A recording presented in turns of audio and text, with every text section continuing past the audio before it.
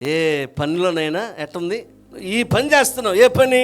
ప్రభు పని చేస్తున్నావు. ఈ పనిలో నువ్వేం చేయకూడదు, జాగు చేయకూడదు.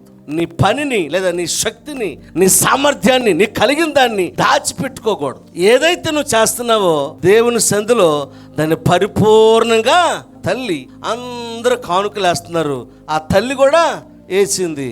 కానీ ఎవరి అర్పణ గొప్పది అంటే ఎవరిని తిరస్కరించలేదు అక్కడ దేవుడు, కానీ గొప్పది అని చెప్పాడు. ఎవరిది గొప్పది? 2 కాసులు వేసిన తల్లి గారిది గొప్పది.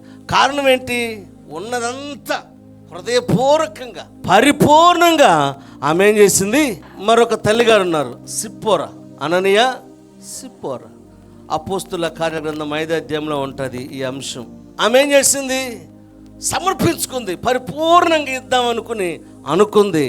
కానీ చేతిలోకి డబ్బులు రాగానే, ఆ ధనమును కళ్ళతో చూడగానే తన హృదయాన్ని మార్చుకుంది. తన భర్త వారిద్దరూ మరి ఎవరిని ప్రేరేపించారో తెలియదు, కానీ ఇద్దరు వారి హృదయ మనస్సులను మార్చుకున్నారు. కనుకనే దేవుని కోపానికి వారు గురయ్యారు, దేవుని శక్తికి అంటే దేవుని ఉగ్రతకు వారు గురయ్యారు. పరిపూర్ణంగా చెయ్యి, హృదయపూర్వకంగా చెయ్యి. నువ్వు ఏ పని చేసినా, ప్రభు కొరకు నువ్వు ఏం చేసినా, ఇదిగో ప్రేమతో నేను ఈరోజు మాట్లాడుతున్నాను, హృదయపూర్వకంగా చేయి, ఆయన నిన్ను చూచునుగాక.